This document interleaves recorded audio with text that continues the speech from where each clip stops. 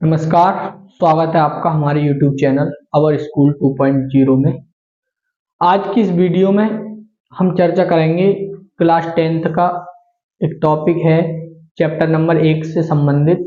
उस टॉपिक का नाम है मासा और लासा। मासा और लासा ज्ञात करने के लिए हम दो विधियां पढ़ेंगे।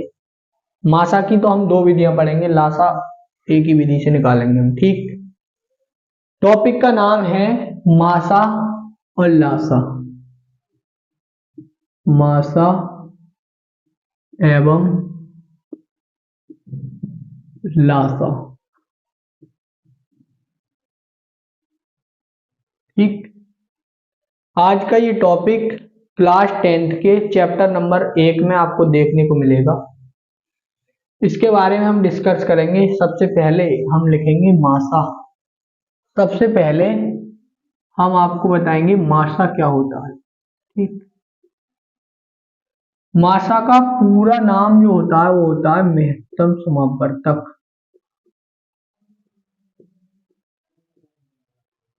समापवर्तक। ठीक, इंग्लिश में बात करें तो हम शॉर्ट में लिख देते हैं HCF। ठीक, मासा महत्तम समापवर्तक या HCF, इसको इस तरीके से लिखा हुआ आपको देखने को मिलेगा ये। ठीक, अब दूसरी बात, मासा ज्ञात करने के लिए हम दो विधियों का प्रयोग करेंगे। सबसे पहली विधि मैं उसको नाम दूंगा अभाज्य गुणनखंड विधि। अभाज्य गुणनखंड विधि पहली विधि है अभाज्य गुणनखंड विधि। दूसरी विधि है मासा ज्ञात करने की भाग विधि। भाग विधि। एक तो हम अभाज्य गुणनखंड विधि से मासा ज्ञात करेंगे, दूसरा भाग विधि से मासा ज्ञात करेंगे हम। ठीक, सबसे पहले इस टॉपिक को हम डिस्कस कर रहे हैं। इससे पिछले लेक्चर में हमने आपको अभाज्य गुणनखंड करने सिखाए थे। ठीक, इस विधि में हम सबसे पहले कोई संख्या दे रखी हूं 2। मैं एग्जाम्पल से ज्यादा बताता हूं आपको। ठीक, एग्जाम्पल से ही आज बता रहे हैं। ठीक, दो संख्याएं हैं 12 और 15 का मासा ज्ञात करो। 12 और 15 का मासा। विधि हम लगाएंगे अभाज्य गुणनखंड विधि। ठीक, इसको हम थोड़ी देर के लिए इरेज कर देते हैं। हम आपको बता रहे हैं अभाज्य गुणनखंड विधि से मासा ज्ञात करना। ठीक, उसके बाद हम बताएंगे आपको भाग विधि से मासा ज्ञात करना। ठीक है, इस विधि में हम ये दो संख्या हमने लिख दी आपके सामने, एक लिख दी 12 और एक लिख दी 15। विधि से समझेंगे। सबसे पहले लिखा हुआ है अभाज्य गुणनखंड विधि। अभाज्य गुणनखंड करें एक संख्या के, इसके 12 के अभाज्य गुणनखंड करेंगे। 2 से काटेंगे, 2 छक्का 12, फिर 2 से काटेंगे, 2 तिया 6, 3 से काटेंगे, 3 एकम 3। ठीक, तो यहां पर 12 के अभाज्य गुणनखंड हो गए 2 गुणा 2 गुणा 3। ठीक, अब हम 15 के अभाज्य गुणनखंड करेंगे। 15 के करेंगे, 3 से काटेंगे, 3 पंजे 15 और 5 एकम 5। ठीक है, ये हो गए। यहां लिखेंगे 15 के अभाज्य गुणनखंड 3 गुणा 5। ठीक, ये बात यहां तक कर ली। अब हम इन दोनों अभाज्य गुणनखंड में हम देखेंगे कॉमन संख्याएं कौन कौन सी है, मतलब जो संख्या इसमें है वही संख्या इसमें होनी चाहिए। ठीक, तो आप देख रहे होंगे कि इन संख्याओं में जो लिखा हुआ है वो 3 इसमें क्या है, कॉमन है। तो इसका उत्तर हो जाएगा मासा बराबर 3। मासा बराबर 3। ठीक, ये टॉपिक अभाज्य गुणनखंड विधि से मासा हमने ज्ञात कर लिया। दो संख्याएं लिखी हमने 12 और 15, ठीक, का मासा ज्ञात किया। सबसे पहले अभाज्य गुणनखंड किए इनके, इसके भी किए 15 के, दोनों को लिख लिया। फिर हमने देखा कि दोनों में कॉमन क्या है, तो कॉमन हमें मिला 3 3, दोनों में 3 मिला, तो ये इसका मासा कितना हो गया, 3 हो गया। ठीक, यहां तक ये विधि कंप्लीट होती है, आप इसको नोट कर सकती हैं अगर चाहें तो, अन्यथा वीडियो पॉज करके नोट कर लेना। तब तक के लिए मैं इरेज कर देता हूं। ठीक,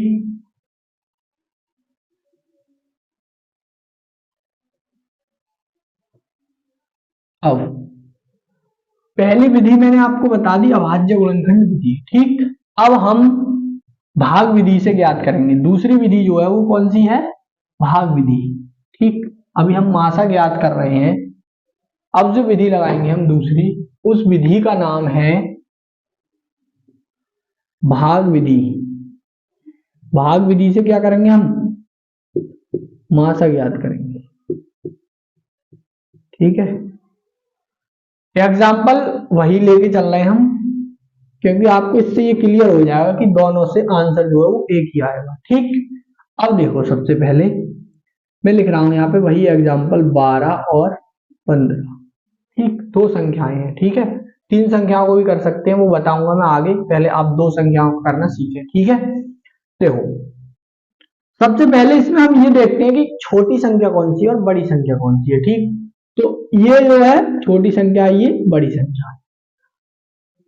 बड़ी संख्या को हम भाग देंगे छोटी संख्या से। ठीक, भाग दे रहे हैं 12 से, 12 से ये आएगा 12 कम 12, बचा कितना, 3। ठीक, अब इन दोनों में देखेंगे, अब ये पूरा हो गया यहाँ तक प्रोसेस। अब इस वाली संख्या को भाग देंगे कितने से, 3 से। कितने से, 3 से। इन दोनों संख्याओं में अब 3 से भाग देंगे कितने को, 12 को। 3 चौक 12। अब हम देखेंगे कि जिस संख्या से, किससे, कोई भी संख्या हो सकती है, जिस संख्या से भाग देने पर शेषफल क्या हो गया, 0। शेषफल क्या हुआ,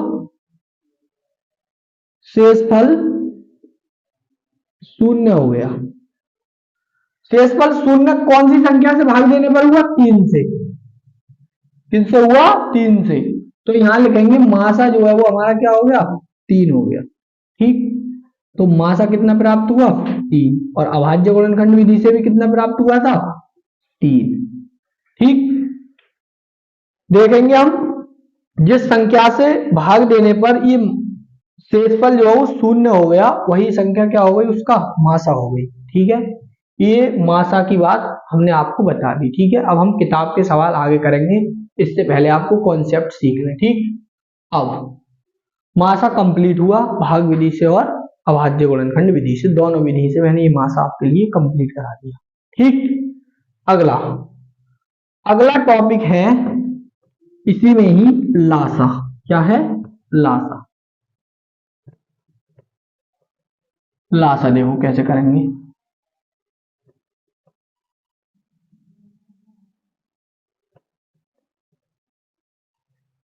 देखिए हमने लिख दिया लासा। ठीक, लासा का मतलब है लघुत्तम समापवर्त। लघुत्तम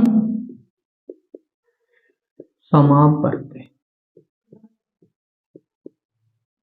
और शॉर्ट में इसको इंग्लिश में हम लिख देंगे LCM।